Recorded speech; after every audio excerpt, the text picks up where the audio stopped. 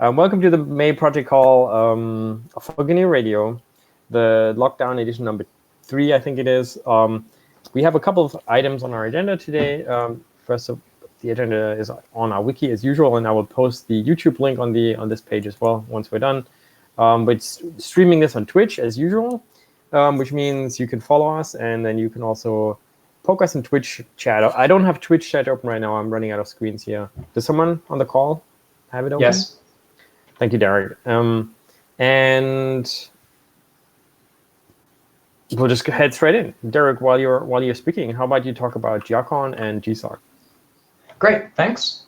So the big news, it's not fresh news, but maybe is fresh to some people on the call, is that GNU Radio Conference is going to be run virtually this year. And so all the information is up on the website, or at least quite a bit of it. The main track is going to be streamed live onto YouTube and is entirely free for anyone to participate in, to watch and ask questions. The chat is going to be running in our new GNU Radio chat, which will be talked about later on in the call. And the call for participation for that is still open. We've had our first round of talks and workshops submitted, and they look really good. We'll be getting those up on the website as a schedule in the next week or two is the goal. And then you'll be able to see what you can expect. But it'll be 4 half days of technical talks in the mornings, and then 4 afternoons of workshops. The workshops are available to anyone who buys a workshop pass or ticket, and that's US $50, gets you access to all of the workshops. More information about the workshops will be up just as soon as we've finished the review process on that, but it looks really good and similar to previous years with some cool new additions. If you want to submit a paper or talk, those are still open. We'll be doing rolling admissions until the schedule fills up, which will take at least a little bit. So you've got a month or so at least to submit a paper, but it is rolling, so it could close at any time. Let us know if you're interested. The information is up on the GNU Radio website for GRCon 20. GRCon 21 will be in Charlotte, North Carolina, and the information is there. So everything that was scheduled this year has just been deferred out a year. And I think that's pretty much my summary for GRCon. If you're interested in helping out, we will need online moderators and some general assistance over the next couple months and during the event. You can email grcon@gnuradio.org to volunteer for that. Moving on to my second note, GNU Radio, as we announced previously, was accepted into the Google Summer of Code again. We had 2 students submit applications that were accepted. And so we will be getting a digital pre-distortion set of blocks, and that's being done as one of the projects. The other project, I apologize, I forgot to put down a note for this, but we'll be dealing with GNU Radio Companion and supporting read-only flow graphs. One of the known issues right now is that flow graphs being composed of Python and supporting Python in the parameter fields will actually execute the values in the parameter fields. And that's a potential issue. And so as a series of niceties and cleanups, that's going to get overhauled. And that'll lead to some nice things within GRC as collateral improvements. One of the things that we've noticed is that some of the past Google Summer of Code out of tree modules fell out of maintenance after the end of the projects. And that's something that really does rest upon the project's shoulders. The students did a fantastic job writing the code, and some of them have continued to submit updates, but only rarely have they stepped into full maintainer roles. So 2 of them, GR GUI and GR Verilog, have now been moved into the GNU Radio organization on GitHub, and new maintainers are stepping up. I myself am taking on GR Verilog, and GR GUI is going to be maintained by Cyril, also known as Natu, on the chat channel. So we're looking forward to those, seeing a bit more of a healthy maintenance cycle in the future. That's all I've got. Back to you, Martin. And I'm looking forward to catching people on the next project call. Yeah, thanks, Derek. Yeah, I'm really happy about like the out of tree modules moving into the GNU Radio organization, make them easier to find. If we need a new maintainer, it doesn't look weird if it's like in someone's personal GitHub. And obviously, thanks to you, Derek, and also thanks to all the GSOC people. I don't mean the students in this case. I mean the mentors and the org admins. That would be Sebastian Kozlowski, of course you, Derek, Bastian, Felix, Sebastian. I think. Oh man, I don't have the full names list. A lot of people helped get GSOC on the road. Thanks a lot, and of course thanks to Notru for taking over maintainership. So totally different topic. Our chat service. So this is one of the biggest changes in the general non-technical side of the project that we've had in a long time. So we're moving away from Slack. In fact, we already have. And we wrote a big sort of blog post explaining why we did all of that. But I'd just like to sort of talk through it a little. And while people are listening in and can ask questions in Twitch chat, like this is also potentially a time for us to have a bit of a back and forth on why we did those changes. So the bottom line is, for those who don't really care, like where we chat, like it's no big deal. You just go to chat.gnuradio.org, you sign up. It looks a lot like before, very similar channels in there. Like some cases they have the same names. You have to sign up like for a new account, of course. Like you can't use your Slack account or your GitHub account or anything like that. But other than that, it's very familiar interface. And then Matrix is a very mature system. Like this is not some random thing that we've been using. Like I think like most of the French government I heard was switching to Matrix. There's a lot of big open source projects have switched, like Wikimedia Foundation, KDE. And one thing that's really nice about Matrix is that there is sort of an interaction possibility, like the federation feature of Matrix. So for me, that was one of the killer features of choosing Matrix, was the ability to, for example, join the Satnox channel with the same thing that I use for the GNU Radio chat, even though they're not actually running on the same server. So just to quickly summarize what we did is we are paying a service provider to run Matrix for us on sort of a known instance. You can look up the details on the blog post, but the bottom line is that like the big improvements that we'll get out of this is we will have full access to our history going forward. We will, unlike on Slack, it is not. It is a lot cheaper than like buying a Slack, like a full Slack. What's it called, workspace or whatever. But most of all, like we're sort of much more confident about like privacy issues and like where does the data land, things like that. So we did try out a couple of other services. We did pick Matrix in the end for reasons that I've laid out on the blog post. And yeah, I mean, so this would be potentially a time for people to ask questions about that if they like to. I don't know, Derek. You keep your eyes on the Twitch chat. I'll just take a look in the. So I have a provocative question. So Sure. What about GRCon? Will we be totally hosting that on Matrix, or will we have part-time presence on Slack, or how will that look like?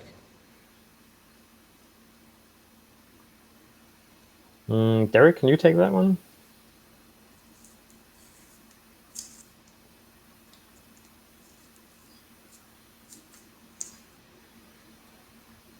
Derek? Cecilia?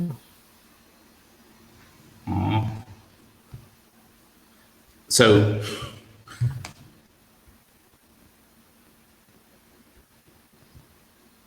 okay, so I'll try to answer that. GRCon was the reason for the timing for this. So I guess I could have mentioned that in my big overview. So it's a good thing that you sort of try and poke that.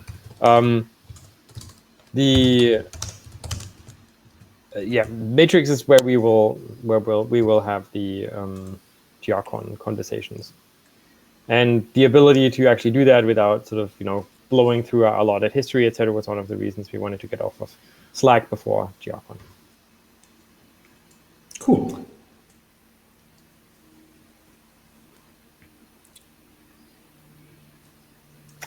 Okay. I think Dirk might have dropped off the call there. So can someone keep an eye on Twitch chat, please? Thanks. Well. Thank you, Marcus. What was the last agenda item? Were there any questions that came up regarding Matrix? Nope, there's nothing. Okay. So since you're talking, Marcus, let's talk about PyBind 11. What is that, and why do we talk about that? Oh, that's a good question. So, GNU Radio is a project that is mainly written in 2 programming languages, right? So we have a lot of our core functionality and most of our blocks written in C++, which is rather comfortable, especially if you need to write performant code that deals with a lot of data. Then we have the whole user fronting world where we have gRC and a lot of Python. That's actually way easier to write, a flow graph with. And the whole magic of GNU Radio is that you can use Python to define your flow graph and say where the data comes from, where it goes, and where it goes out of the flow graph. And it still runs underneath natively in C++ land, and you can even write Python blocks that then, interface directly with C++ land. And the tool that we've been using for that for the last, must have been 14 years or something, was Swig. Swig is, looking at it, Swig is pretty cool. Swig, takes a C++ header and generates a Python object definition out of that. And that's really, really impressive because C++ is not an easy language to parse. Problem with that is that, every year we've spent so many hours fixing the Swig bindings. That is mainly because we're, very intensely using Swig. Also because we have special magic in there that makes a lot of the block handling way easier. So it really wasn't like you can just throw in your C++ header and it will just reliably work. And at some point we decided that that might need to change because Swig is getting harder to keep coherent in multiple platforms. It's hard to keep the code working on any version of Swig combined with any version of Python, combined with any version of compilers that you might have. So we opted to go for a less automated, more C++-y way of wrapping C++ to Python, and that was PyBind 11. If you've used Boost Python in the past, it's similar to that. It's way more modern. It requires C++ 11. And it basically allows you to say, hey, I'd like to have a Python module with this class in there, and this class has to have the following properties and getters and setters and this kind of thing. It's very comfortable. It's easy to write. It compiles reasonably fast. So we're more or less in the same region of compile time as we've been with including Swig, which is actually pretty nice considering that obviously if something's called PyBind 11, then there's a lot of templates involved. So we're pretty happy about that. Josh's been leading the effort there. He's basically been rewriting all of our Swig magic himself. So that's a huge call out to Josh for making that possible, and that's really impressive. That means we'll have a different way that behaves better, performs better, is easier to debug, to wrap C++ into Python than Swig. What does that mean? Basically, for you as a Python developer, it wouldn't mean much. Like most of the objects will just look the same, have same names, and you can just use it as before. For you as C++ developer, now you're probably suddenly in charge of writing your wrapper yourself. Obviously, that's a regression kind of thing. So we weren't quite content with that, and Josh, just waltzed in and adopted a former GSOC project, actually extended it so that it can automatically generate header bindings using Python 11 for a lot of blocks, not for all, but for a lot of blocks. That means we've got most of GR blocks and GR of the runtime wrapped, but it's not like we have wrapped everything. So there's still some work to do, but we're very soon merging the Swig replacing PyBind. So give it a time frame of 14 days. That means that if you're writing an out of tree module against master right now, that might break. It won't break anything on 3.8. It won't break anything on 3.7 because we're not backporting that. That's a fundamental change that we can't, do on a release branch.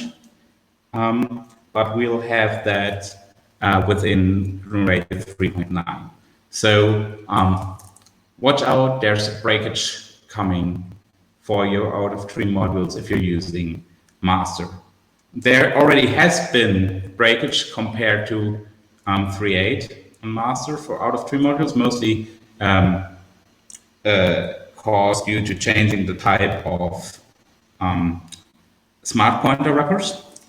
But this is invasive. So we try to make the automated wrapper generator well integrated into module so that it hopefully ends up being easier even to use PyBind 11 than it was to use Swig.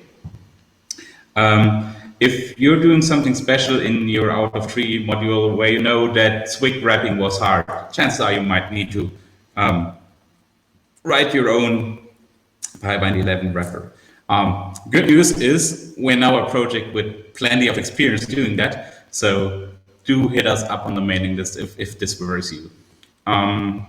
So I think that was all that was on my chest regarding breaking master, which is something that honestly we don't like to do. We must do it once in a while just to move forward. We're trying very hard to do it as early as possible. This time it didn't work very early in the 3.9 development cycle. We might get better with not breaking out of tree modules in the future. And if we do that, do it early in the release cycle so that right after we release some version, say GNU 3.25, then if we break something on master, we do it early. Again, not something I do for fun. That's it from my side. Martin? Yeah, cool. It was very, very comprehensive summary. Sorry. No, that's comprehensive is good. Like I have nothing to add. I'm amazed by the quality of your call log in the wiki. So let me chill that a bit. The GNU Radio wiki has really become massively more useful in the last year. So if you're not familiar with that, go to wiki.gnuradio.org, get yourself familiar with it. It pays. That's right. Yeah, thanks, Marcus, for the summary. Yeah, if I talk less, then I can take more notes. So better for everyone that way. That's all the agenda items for today. Let me check whether something is up on IRC or Slack or Matrix. Nothing was asked.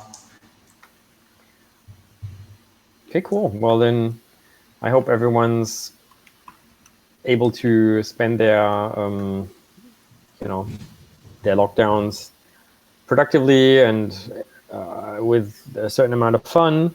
And I hope everyone's able to spend their lockdowns productively and with a certain amount of fun. And I hope everyone's able to spend their lockdowns productively and with a certain amount of fun. And I hope everyone's able to spend their lockdowns productively and with a certain amount of fun.